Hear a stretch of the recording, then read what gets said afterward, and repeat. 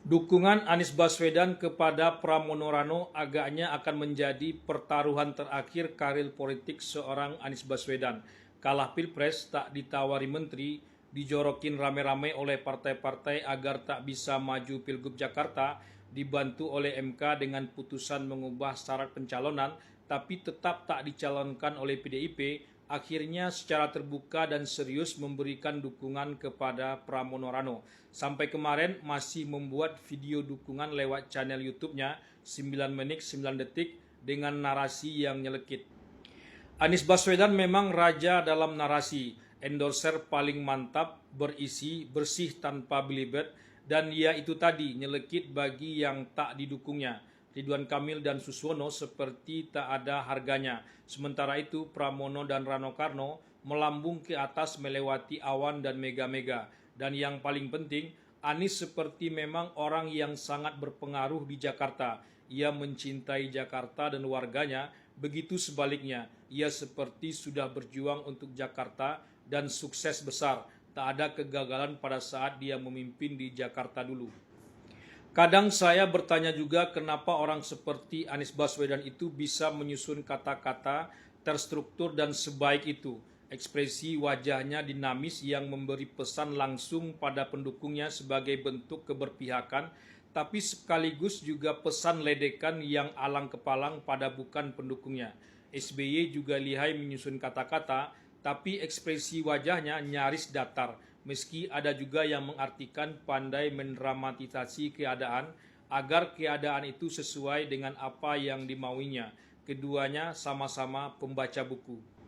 Anies Baswedan benar sejarawan akan mencatatnya dengan baik, termasuk dukungan pada Pramono Rano dan saat dia meraih posisi sebagai Gubernur Jakarta, memanfaatkan bola muntah dari sentimen umat yang begitu tersinggung terhadap Ahok yang terlalu berani mengutip surat Al-Maidah ayat 51, krisis akibat COVID-19 yang memenangkan cara Jokowi daripada dirinya, tapi dianggap caranya lah yang paling ampuh menangani krisis COVID ketika itu. Jokowi dan siapapun mungkin tak akan bisa membuat endorser seapi itu, juga dicatat dalam sejarah. Kalau kali ini Pramono Rano masih kalah di Jakarta, maka boleh dibilang Anies Baswedan benar-benar selesai. Tak ada lagi momentum Pilpres dan Pilkada, masih 5 tahun lagi. Sementara posisi atau panggung sudah penuh terisi. Anies tak kebagian apa-apa seperti halnya Muhaimin Iskandar. Muhaimin memang tak ada duanya, cokinya terlalu banyak.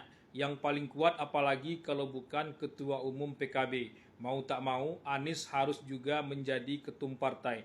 Mendirikan partai atau benar isu atau rumor Nasdem jadikan Anies Baswedan sebagai ketum. Surya Paloh benar-benar baik sekali. Kalau Pramono Rano menang, kartu Anies benar-benar akan hidup.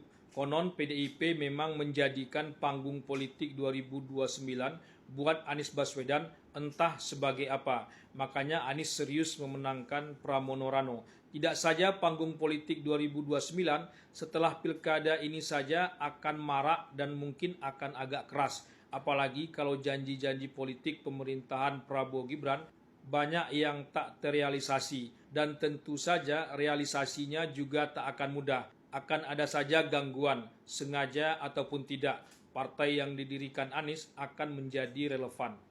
Harus diakui Anies Baswedan sangat cerdik mengambil langkah politik. Kalau tak cerdik bukan Anies pula namanya. Ia sudah memiliki jalan keluar dari langkah politik yang diambilnya. Jadi kalah maupun menang, bagi Anies tak ada masalah. Tak ada yang benar-benar selesai. Tentu menang akan jauh lebih baik, tapi kalah untungnya bumi masih berputar. Meminjam istilah Bernadia, ia tak benar-benar meninggalkan politik umat sebagai basisnya. Saat endorses buat Pramono Rano beredar, saat itu juga endorses buat Saihu Ilham Habibie di Jawa Barat terbit. Agaknya ijtihad politik Anies hendak menggabungkan dua kekuatan besar di kiri dan di kanan yang memiliki musuh bersama yakni politik Jokowi dan keluarganya. Di kiri ada PDIP dan di kanan ada politik umat. Mungkin akan sulit menggabungkan semuanya, tapi sebagian saja sudah lebih dari cukup. Sayangnya sampai saat ini Prabowo yang sengaja dipisahkan tak bisa terpisahkan. Prabowo tetap ingin merangkul semua, termasuk PDIP. Meski untuk merangkul Anies belum ada tanda-tandanya. Prabowo memang tak sedalam Jokowi terlibat dalam pilkada saat ini.